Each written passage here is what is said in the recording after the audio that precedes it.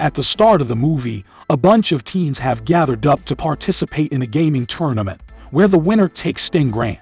The only objective of the game is to kill the other players and get as many points as you can.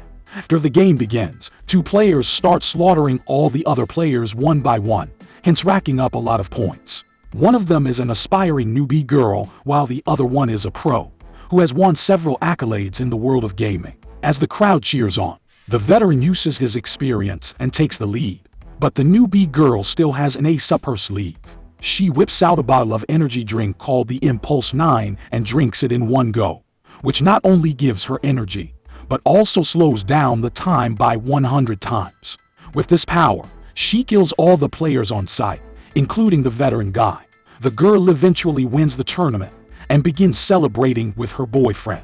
But little did she know that her excitement is about to be cut off in the most brutal way possible. The energy drink's bottle falls to the ground and shatters, causing the girl to snap back to reality. And when she does, she finds herself as an adult with 3 children. To make matters worse, she is living in a dilapidated house with no electricity and modern equipment. Outside, the world has turned into a barren wasteland, and even the oxygen has become poisonous to breathe. Following this, we rewind to a few days before the tournament took place with the introduction of the girl, Val Hernandez. She is a brash up and coming FPS gamer whose only dream in life is to go professional and make a living out of it. The year is 2017 and Val lives with her divorced father Carlos. One day, he sets up Val for a job interview at a diner, and she reluctantly leaves the house in formals. Outside, her boyfriend Evan comes to pick her up in his car. After they leave, Val quickly changes her dress in the back. It turns out that she is ditching her interview and going to a tournament of a game called Field of Fire. Just like most of the FPS Battle Royale games out there, Field of Fire is a multiplayer game, where the main objective is to be the last person standing. Val figures that if she wins first place, she could make a ton of money and build herself a gaming computer. However, Evan pops her bubble by revealing that a seasoned professional gamer named Roy is going to make a surprise appearance in the tournament. Soon, the two arrive at the arena for the competition and see Roy taking pictures with his fans. Before the first match commences, Evan reminds his girlfriend that she should not get carried away and just focus on qualifying for the finals. However, Val has her sights set on beating the arrogant Roy. After a while, all the players get seated on their computers and the game starts. Val takes an early lead, but Roy catches up to her without breaking a sweat. He even interacts with the crowd in the middle of the game. Such is his confidence. Taking advantage of this, Val racks some points and is on the verge of winning, but instead of finishing the game, she decides to go for a glory kill. The plan quickly backfires, and Roy eliminates her in the blink of an eye. Despite this, Val qualifies for the finals happening the next day. As the couple leaves the arena, Roy comes out and mocks Val before proceeding to take selfies with his fans.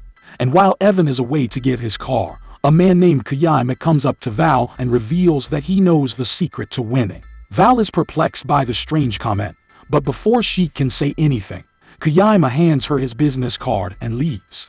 When Val reaches home, she tries her best to not make any noise but is caught red-handed by her father. Left with no choice, she tells him the truth about where she was during the day, which infuriates Carlos even more. He then orders her to go to the diner the next day and beg for a job interview. However, Val asserts that the tournament final also takes place the next day, which is more important for her future. And just like any other parent, Carlos tries to make her understand that online gaming has no future, but the stubborn Val ignores him and storms off to her room. Shortly after, she watches a podcast about the game earlier in the day and gets angry that Roy took the first position. Just then, she notices Kayama's business card and remembers him talking about the secret to winning. Hence, fueled with vengeance and the desire to win, she decides to visit the given address. Soon, she reaches the Golden Saucer, which turns out to be a gaming cafe. Inside, a couple of people are playing video games on their computers and consoles. Soon, Kayama approaches her and instructs her to sit down and play a game. Val is still confused as to why Kayama had given her the business card, but nonetheless she gives the game a shot. She cranks up the game to the highest difficulty and has trouble completing the level. Seeing this, Kayama hands her an energy drink called Impulse 9. However, he tells her that it is not an ordinary energy drink. Curious, Val takes a small sip of the drink, and all of a sudden, everything that she perceives starts to move in slow motion. As a result, the game, which was impossible to play a while ago, has now become extremely easy for her. Suddenly, at the blink of an eye, Val wakes up and finds herself sitting across the table from Kayama. When she inquires as to what happened, he explains that Impulse 9 stretches time for whoever drinks it and that it has been an hour since Val had sipped the drink. He also reveals that the amount of time stretched depends on the quantity of intake of the energy drink. Following this, Kayama demands $500 for one bottle, which shocks Val. She starts thinking that using the drink to compete in tournaments might be cheating. But just then, Kayama gets a call from Roy, and it's revealed that he also uses Impulse 9 to win games. This is why he has been labeled unbeatable by other fellow gamers and pundits. Learning of this, Val eventually decides to buy the bottle of Impulse 9. The next day, at the arena, Val takes out the bottle of Impulse 9 and puts it by her keyboard.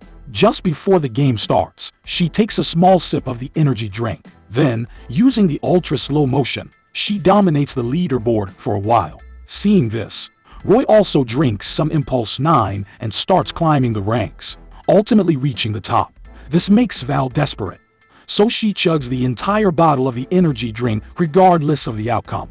As a result, time for Val moves at an extremely slower pace, and she uses that to her full advantage. Eventually, she kills Roy's avatar and wins the whole tournament. The crowd goes wild and everyone cheers for her as well as Evan. As the couple kisses, the energy bottle falls to the ground and shatters. All of a sudden, Val snaps back to reality and finds herself sitting on a chair in a dilapidated house. She is holding a baby, and shortly after, Evan comes into the room wearing torn and filthy clothes. He puts the baby to sleep and tells Val to get ready. Val is super confused and starts to hyperventilate after seeing her fully grown adult body and a wedding ring on her hand. She runs downstairs for some respite, but to her horror, two other children call her mommy. Suddenly, Val throws up in shock and runs outside the house. She finds the neighborhood in total disarray as people live in tents with public bathrooms out in the open. Here, it's finally revealed that Val has traveled to the year 2029, having skipped over 10 years of her life in an instant. Furthermore, the town where they live is enclosed by large walls which separates it from the wasteland that surrounds it. In the wasteland, dangerous creatures, the death lizards, reside that are notorious for attacking humans. Because of this, the residents of the town guard the gate regularly in shifts. Moreover, it turns out that the people who had drunk a large quantity of Impulse 9 in the past are only waking up now and are called pulsars. This resulted in people snapping back to reality many years into the future with no memories whatsoever, causing havoc and chaos all over the world. However, there is no accurate way of knowing if one is a pulsar until and unless they snap back to the current time. Furthermore, since the apocalypse was caused by the pulsars, most people despise them and rarely allow them to stay inside the safety of the walls. It turns out the town's sheriff and deputy are Val and a man named Dan. To avoid ending up like the pulsar, Val hides the fact that she too had consumed Impulse 9. Later at home, Val tries to work out what is happening. She then recalls her father, Carlos, and attempts to recall her last meeting with him. However, when she turns her head, Val notices an urn with her father's ashes on the mantle. This devastates her and she starts crying profusely. Shortly after, Deputy Ann calls Val down for latrine duty. She initially declines, but Dan reminds her that she is a sanitation commissioner and has to do the work. As a result, she is forced to clean the dirty latrines for several hours. Many days pass and Val starts getting accustomed to the ways of the apocalyptic neighborhood. One day, she does every single task, including guard duty, scavenging, and latrine duty. She picks up the kids from school where her daughter, Sophia, gives her a drawing of her, saying that she is her hero. However, Val is extremely exhausted and she doesn't appreciate the little girl's efforts. Once she reaches the house, she finds Evan pedaling a bicycle to power up a game console as electricity is not available. To Val's surprise, the game is actually her favorite game, Field of Fire. Val is overly excited by this and agrees to play one round before putting the kids to sleep. Ere Evan heads out to a social gathering, Val and the kids start to game into the night. Hours pass by and suddenly, Evan rushes inside. It's clear that he is terrified and informs Val that she has missed her guard duty shift. As a result, Dan, who was thumping on the gate to be let in, was killed by the death lizards. Wasting no time, the two rush to the scene where Dan's traumatized wife is furious with Val. Filled with guilt, Val tries to go home, but Evan says that she still has to finish her guard shift. Reluctantly, she obliges. After her shift ends, Val returns home with agonizing pain. She expresses her feelings towards Evan, who comforts and reassures her before going to bed. Thinking she has no place in the new world, Val decides to leave everything behind and to travel the wastelands. As a result, she writes Evan a letter, admitting that she is actually a pulsar. The next morning, Val exits her neighborhood with the intention of never coming back, while Evan reads the letter and is in complete disbelief. In the next scene, Val continues to walk the barren land and soon comes across an abandoned building. It turns out that the dilapidated building is actually Kaima's cafe. The Golden Saucer. Val hesitantly enters the gaming cafe and looks around for a bit. To her surprise, Kaima pops out of the cower. However, she feels as if something is off. She realizes that Kaima hasn't aged a day, but he doesn't explain how. As the two chat, Kaima finds out that Val had just snapped back a week ago, and he admits that a lot of lives were ruined because of the Impulse 9 drink. However, he has a plan to rid her of all the sufferings she has been facing as of late. Kaima brings out a large bottle of Impulse 9 and tells her to drink it. And if she does, she will never snap back into this world. This is because she will travel hundreds of years in the future, and by that time, she will already be dead. Kaima also suggests she play her favorite game while going through with it. Val likes the idea and decides to sit down to play Field of Fire. But when she leans forward to grab the Impulse 9 bottle, she finds the drawing that her daughter made for her and becomes emotional. Val then takes a trip down the memory lane and remembers all the good moments she had with her children and Evan. As a result, she abolishes her plan to consume the energy drink and instead heads back to the community to reunite with her family. At the gate, an angry Evan is on guard duty and he refuses to let his wife in as she betrayed everyone's trust. Val apologizes for everything and promises to start over and make things right. All of a sudden, the two of them hear gunshots from afar and realize that it is the Death Lizards approaching their community. It's then revealed that the Death Lizards are a group of normal people who are cannibals and hunt on others in the wasteland. So, Evan lets Val in and the alarms go off, sending everyone into a state of panic. One woman tells Val that everyone is going to the ravine as no one is ready enough to fend off the attackers. Hearing this, an idea strikes her mind. Since everyone in the community feels betrayed by her, she plans to gain their trust. Hence, she tells her husband that she will be staying back and holding off the intruders for as long as she can. Evan is sad to leave without her, but when Val tells him to go for their children, he obliges. Shortly after, Val whips out the large Impulse 9 bottle from earlier and gets ready for battle. The Death Lizards also make their way through the gate, ready to wreak havoc.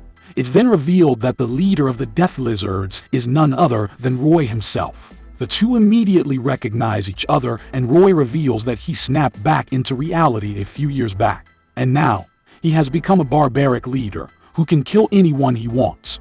But despite his threats, Val is not unfazed. It turns out that she has already downed the energy drink before they arrive, which becomes evident when she tosses the empty bottle towards Roy. Suddenly, Val goes into slow motion and opens fire on one of the gas canisters, sending the attackers flying. A brutal shootout ensues and Val manages to take out almost all of them. Unfortunately, she gets shot in the stomach and shoulder before falling to the ground. All of a sudden, Roy comes out and he fires a shot at Val but misses. Taking advantage of the opportunity, she shoots back and successfully kills Roy. Following this, she fires off a flare with her last breath, signaling to Evan that the community has been saved. The movie ends as Evan notices the bright red flare while Val slowly dies. Subscribe for more videos like this, turn on the notification, and leave a like to help the channel out. Thank you for watching.